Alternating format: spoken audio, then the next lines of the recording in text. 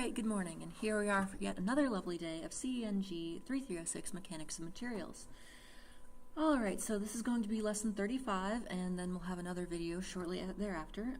Both of these videos today will deal with deflections. So for the first video that you are currently watching, we're going to be in section 12.3 of the Hibbler text, and we are going to use discontinuity functions to solve for the deflection of a beam at any point along the beam. So what we did previously in the previous video was very similar to, if you remember back in shear and bending moment diagrams, we looked at the very first thing we learned how to do was to find, via the method of sections, a shear and moment at a single point. Well, what if instead I wanted to develop a equation or a function for the deflection at any point along a beam? And that is what we want to look at today. So instead of looking at the deflections only at a single point, we are going to be looking for the deflections at any point along a beam. So let's do that thing I said. And for students taking the course this semester, just a reminder, the final exam will be, or the third exam in this case, will be from 6 p.m. to 9 p.m. This Friday. And grades will be done by the end of the weekend. And hopefully I won't see you next semester in Mechanics of Materials. Okay, that's a bad joke. Okay, so next, let us begin. Again, this is section 12.3 in the Hibbler text. And first of all, we need to review some boundary conditions.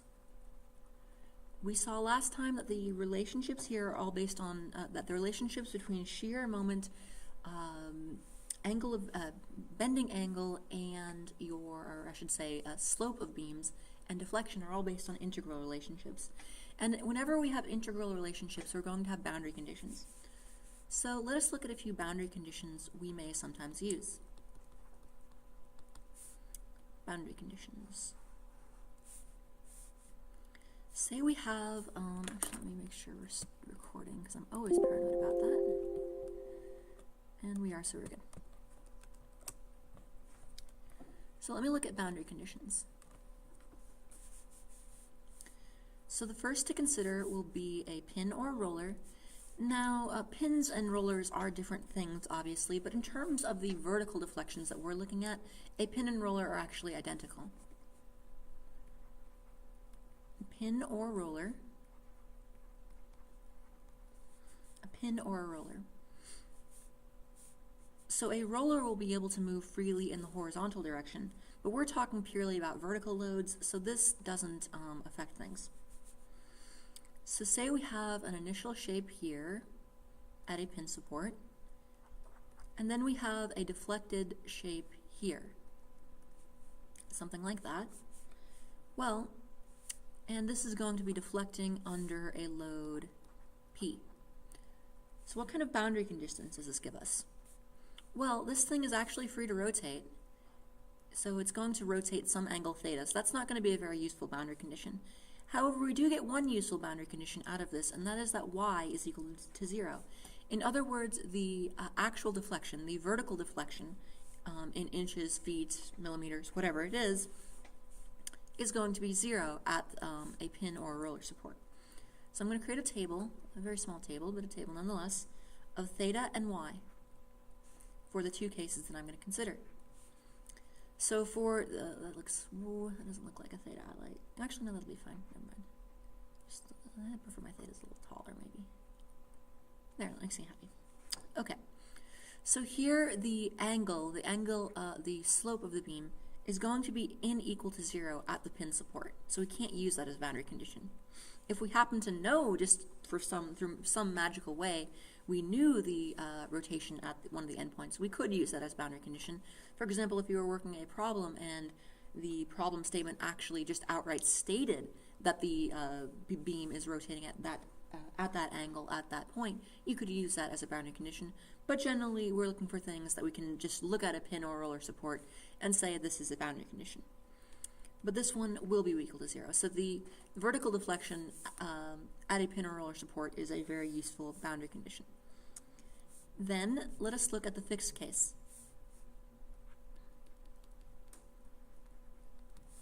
Fixed.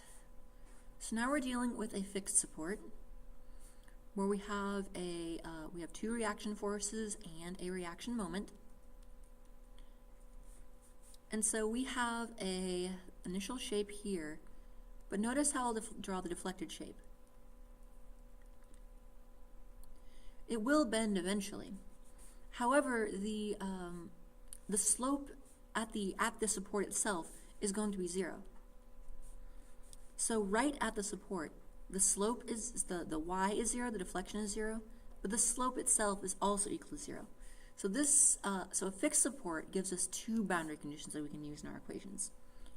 So this is 0 and this is 0. All right, so I would like to work through one long form example, and this will take up the remainder of the video really, where I work through a sort of just a long form example showing how all of this comes together. So let us look at this. And this is going to be an example with discontinuities, so that'll be all sorts of fun. So let us say we have a cantilevered beam with a very interesting complicated loading. Well, relatively complicated. And I'm just going to go ahead and give you the reactions because I think at this point, at the end of the Mechanics of Materials course, if you have not figured out how to find reactions by now, oh boy.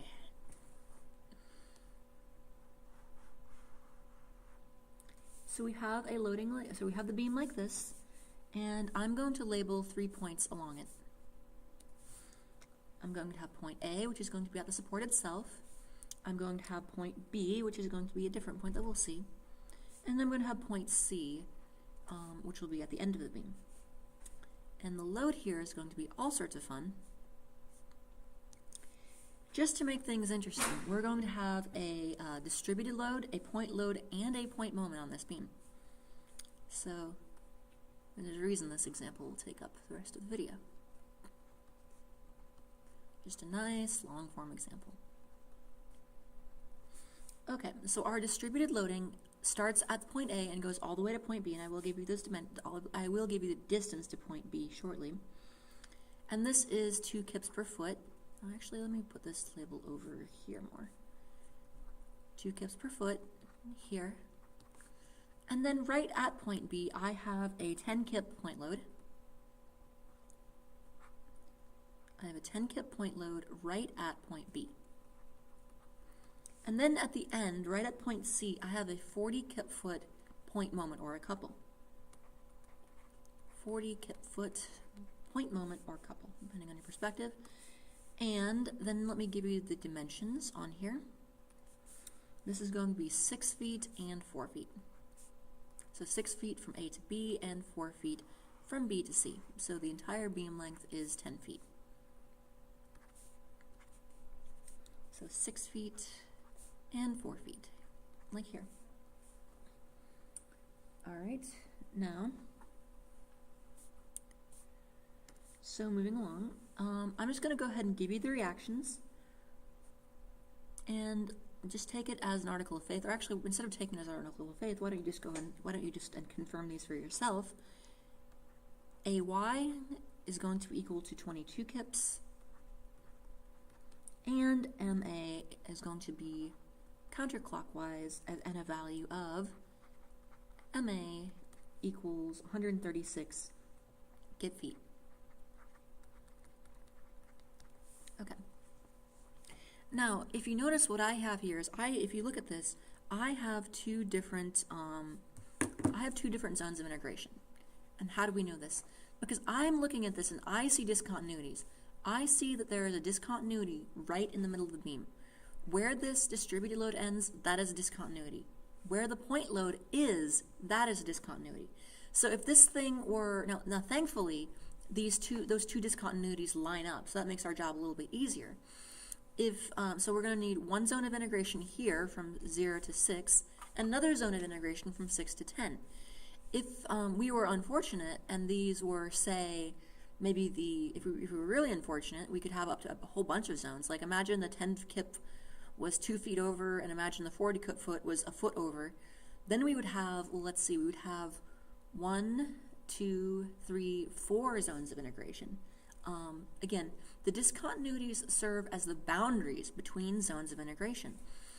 Thankfully, these two discontinuities in the middle are coincident, so they do not, or coincident, so they're not going to cause a problem, or they will still give us two zones of integration, but they do make it a little bit simpler in that we do not have to consider three zones of integration.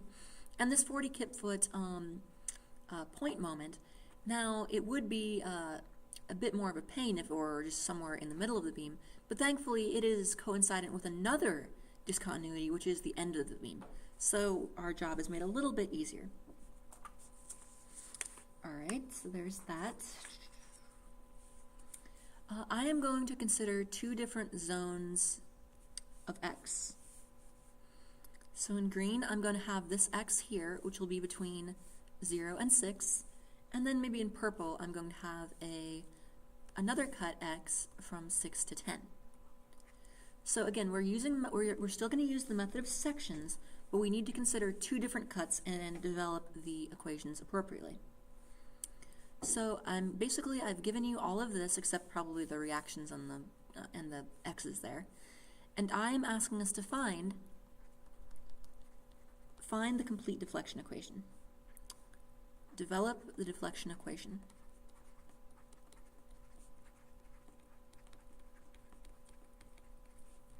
Equation for this beam. So I want to develop the entire deflection equation for this beam. Alright, so let's do that.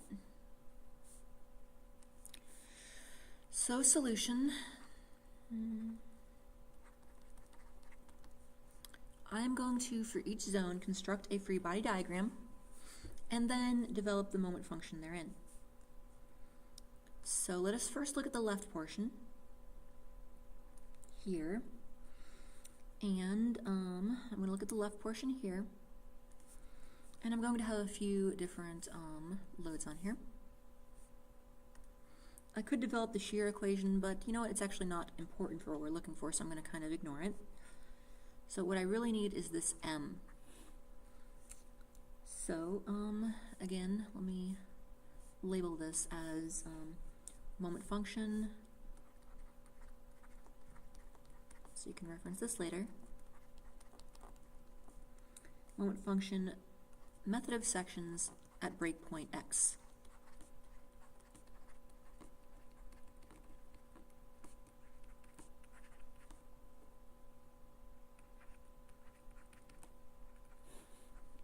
At break X here. Then let me show the loads on here.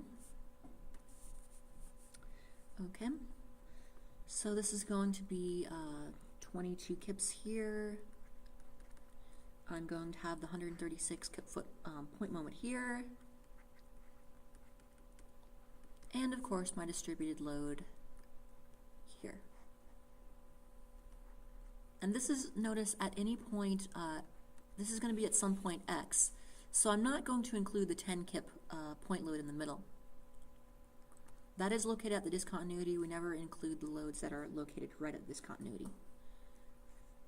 So let me label this in green, just like the cut.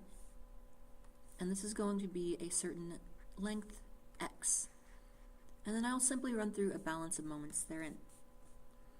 So I'm going to, so if this is point X here, I'm going to take a sum of moments about point X. So this is very similar to the method of sections we did before.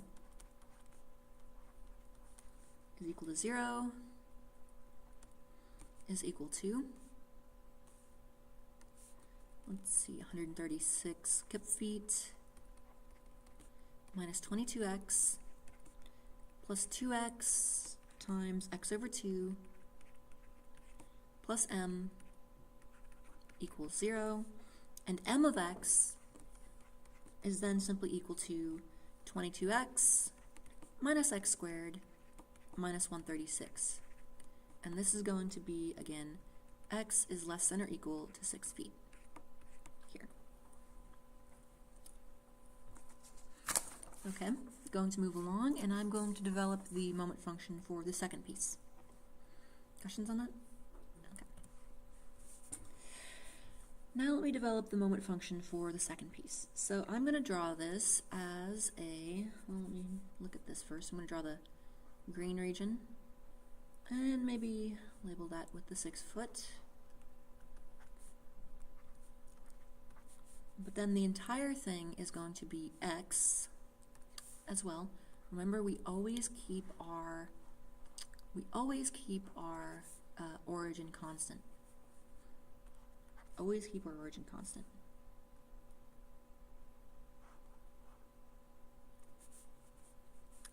Now, if this is 6 feet and the whole thing is x, then this point, this piece right here, this distance is of course going to be x minus 6 feet. Now let us show all the loads on here. And so I'm going to have a 136 kip-foot moment on the end, reaction moment. I'm going to have a 22 kip, the vertical reaction here, AY. And then I'm going to have a distributed load, and then all sorts of other things. And the point load. So 2 kips per foot, and the 10 kip there. And then finally on the end, I will have a V and an M. And notice I am assuming positive shear and positive moment, just as we always do. And then for this, the sum of moments about x, counterclockwise positive, is equal to 0, which will give us here 136 kip feet minus 22x plus 2 times 6 times x minus 3 plus 10 times x minus 6. And then, of course, plus the m. And we will get that m of x is equal to negative 40. M of x is equal to negative 40. Interesting how that works. So we just have, and that may seem a bit strange, but it does work. For x, let's see here. Yeah, all these things do kind of cancel out. Yeah. Interesting how that works. 12. Yeah, because this becomes 12, positive 12, and positive 10, and the x actually completely cancels out. I swear I'm not a witch. X is greater than or equal to 6 feet. Or am I? Okay, anyway. Finally, the overall moment function is going to be a piecewise function. So I can state that m as a function of x is equal to 22x squared, or 22x minus x squared minus 136 when x is less than or equal to 6 feet, and is m of x is equal to negative 40 when x is greater than or equal to 6 feet. Now you might ask, looking at this, well, hey, what about this 40 kip-foot moment on the end? Why did I not include that anywhere? Just looking at that, that does kind of raise that question if you're looking at it just at a glance. But if we look at this, if we think about it, wait a minute, this is between 6 feet and 10 feet. That point moment is located right at the end. And so how that works is, it is not that we didn't consider that. This does affect things. It's just that this point moment here is baked into this reaction here. So it is considered, it is all just baked into this reaction. So as long as we believe in the equations of statics, as long as we still fear the ghost of Newton, this will work out. I love that phrase. I don't know why I like that weird phrase.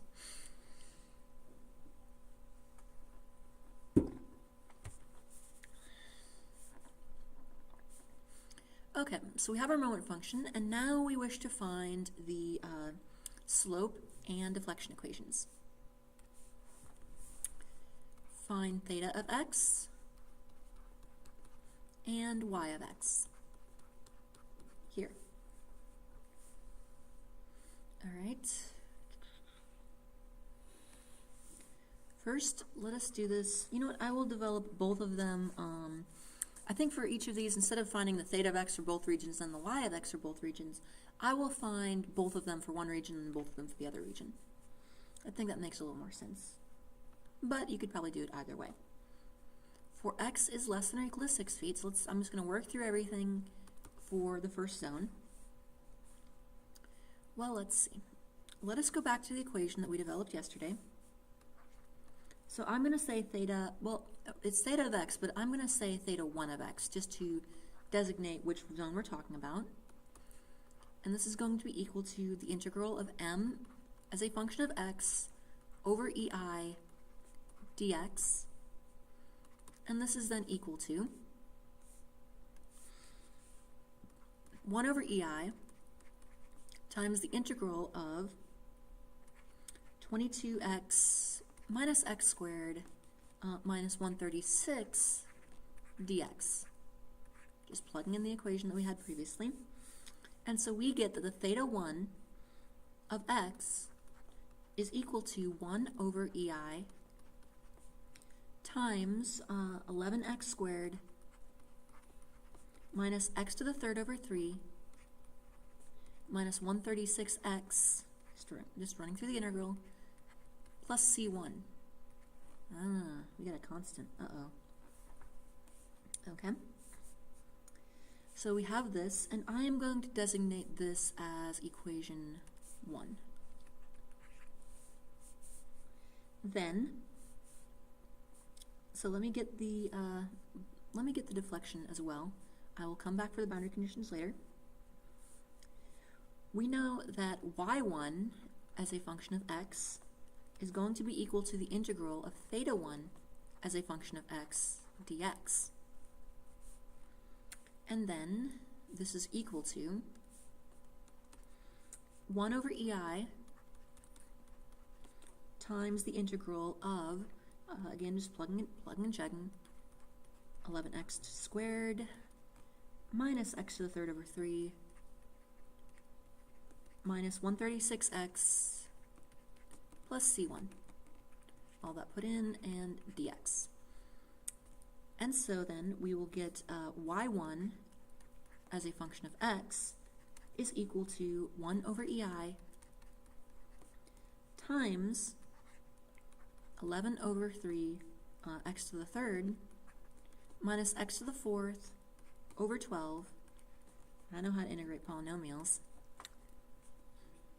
68x squared plus c1x plus another constant that I'm going to call c2. And I am going to designate this one equation 2.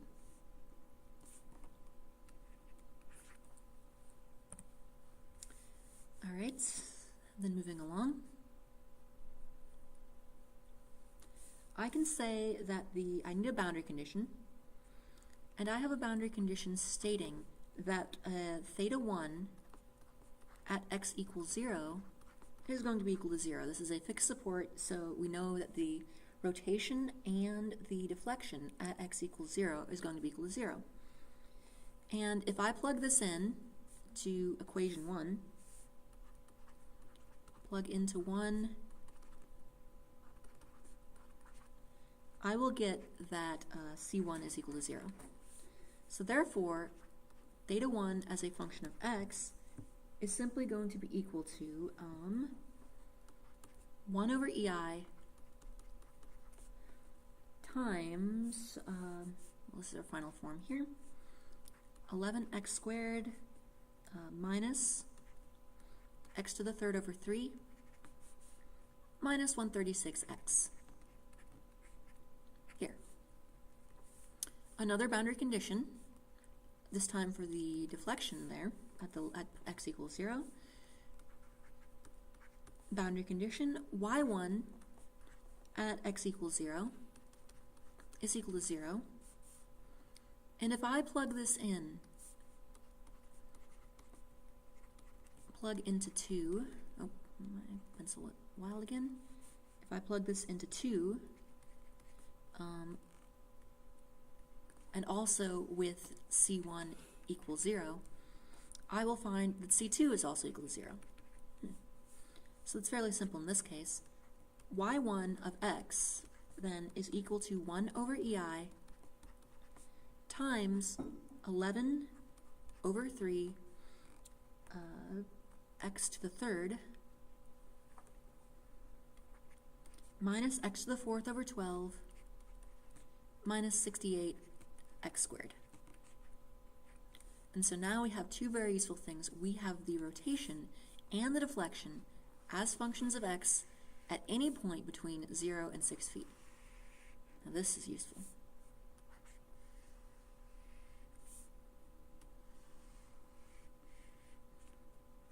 Very powerful equations. And again, this is for x is less than or equal to 6 feet. Okay. Now, let us do the same thing for x is greater than or equal to 6 feet. For x is greater than or equal to 6 feet, here,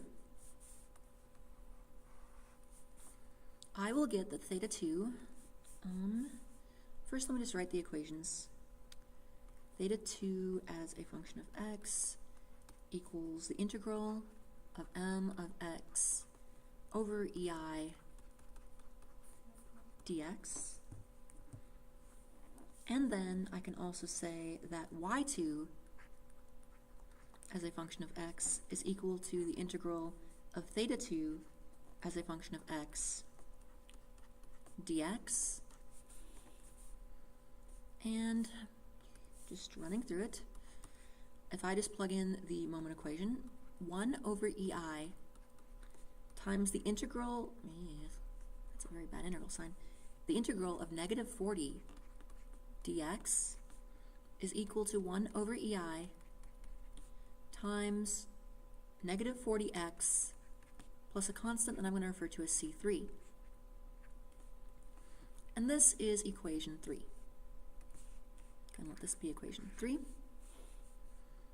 And then integrating this one, this is going to be equal to 1 over ei times negative 20x squared plus C3x plus C4.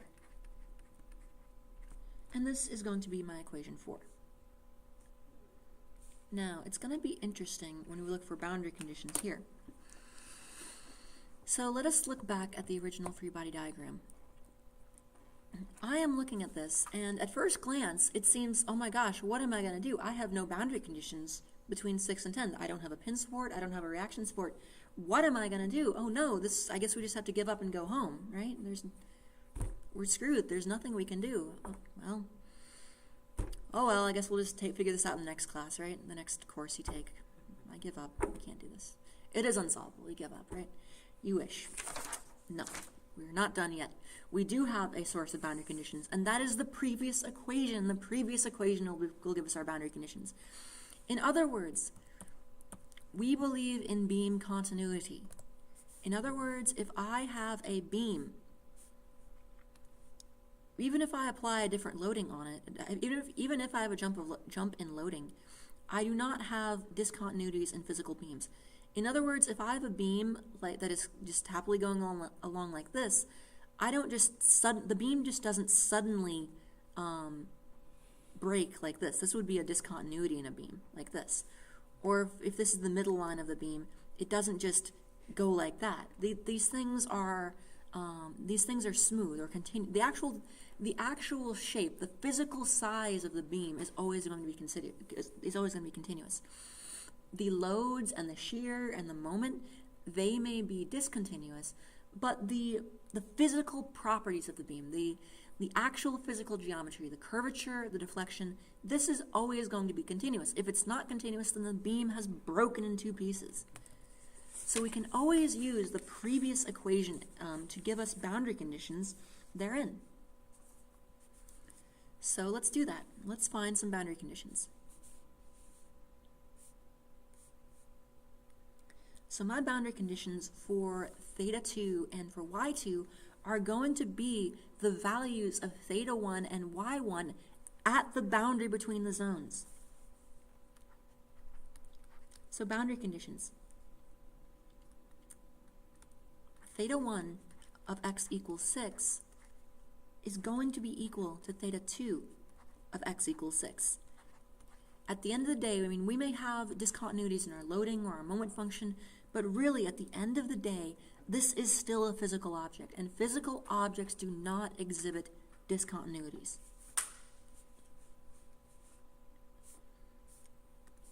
So this is where engineering comes back to reality. Theta 1 at x equals 6 is then, so if I find the theta 1 at x equals 6, it's 1 over EI of 11 times 6 squared, just plugging and chugging, 6 to the third over 3, minus 136 times 6, that should be a bracket, and this comes to negative 492 over EI. And then plugging this in, so theta 2 is going to be equal to the same value at x equals 6 must be equal to negative 492 over EI, which is equal to 1 over EI times negative 40 times 6 plus C3, and therefore C3 is equal to negative 252. And if you're wondering why I'm just leaving this in terms of EI, one of the main reasons, one of the best reasons to do this is that this allows me to not worry about units. When I have E's and I's, I end up mixing up inches and feet and things like that. It can be done, but it just makes my job a lot harder. Since these are constants, a lot of times it's just easier to leave them as E and I as you work through all your integrals. So we have that. And so finally, theta 2 as a function of x is going to be equal to 1 over EI times negative 40x minus 252. Negative 40x minus 252. Now next finally I should say, I need to do the same thing for the y, or for the deflection. So boundary condition, y1 at x equals 6, again because this is still a physical object, at x equals 6 feet is going to be equal to y2 at x equals 6 feet. The vertical deflection from this loading at 6 feet, there has to be one value. What I mean by this is it doesn't matter what loading I apply to this.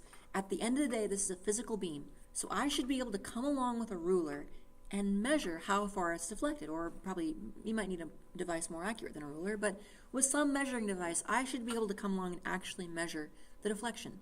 And the equations on both sides must agree with that thing I measured.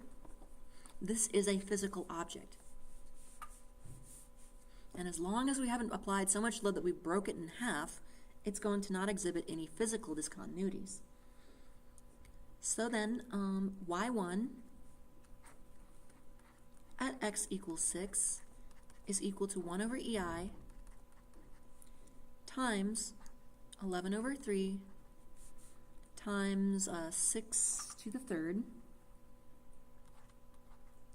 minus 6 to the fourth over 12 minus 68 times 6 squared, and this is then negative 1,764 over EI. And so then y2 at x equals 6 again is equal to the same value, negative 1,764 over EI, just setting them equal to each other, equals 1 over EI, and the EI's will actually cancel out, times negative 20 times 6 squared plus negative 252 times 6, I'm also plugging in the C3 here, plus C4 then, and all this together, and we put all this together, solve for it, and we will get that C4 is equal to 468. So finally, my final equations will be, and since we were asked for the deflection equations, I'll just list those. The final equation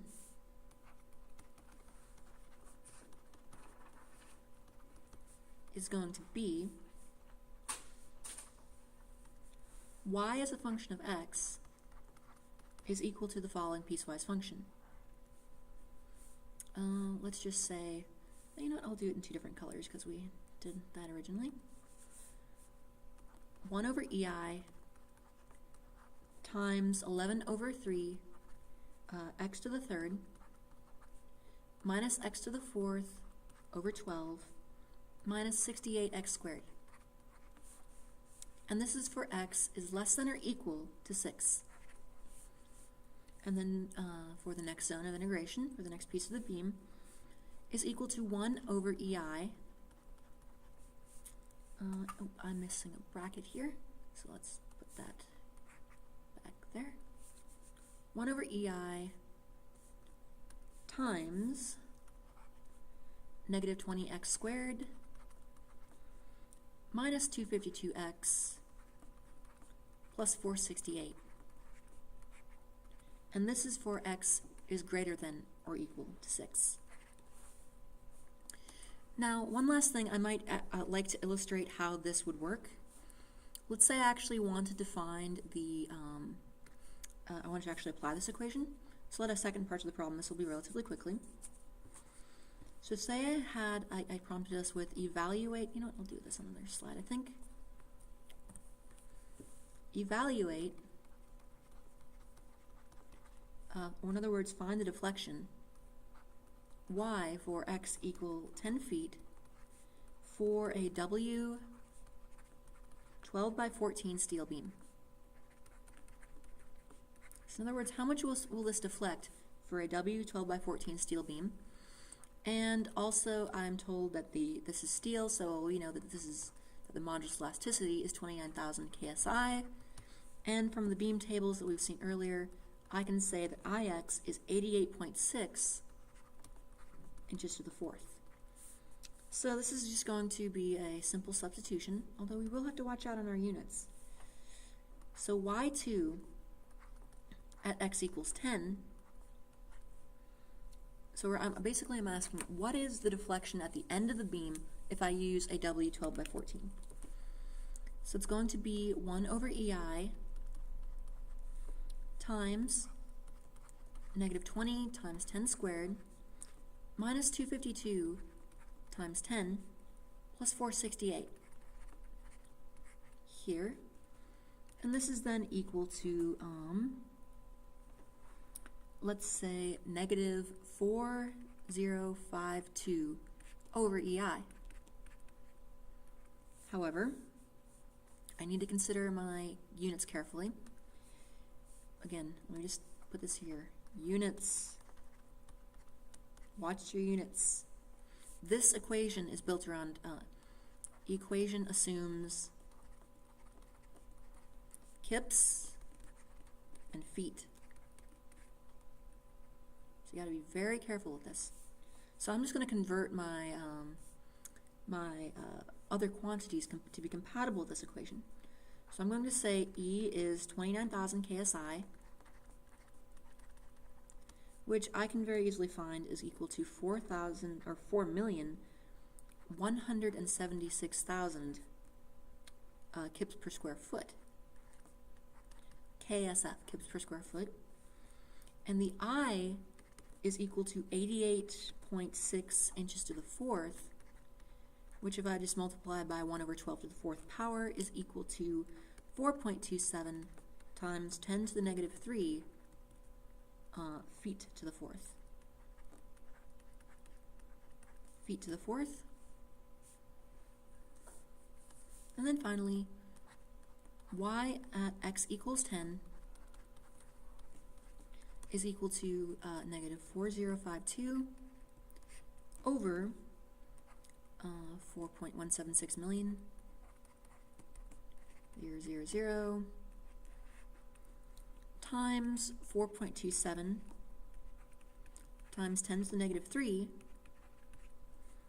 and this comes to negative 0.227 feet,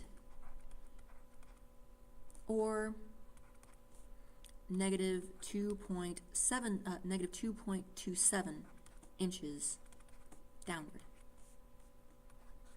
So this one will deflect by about negative 2.27 inches.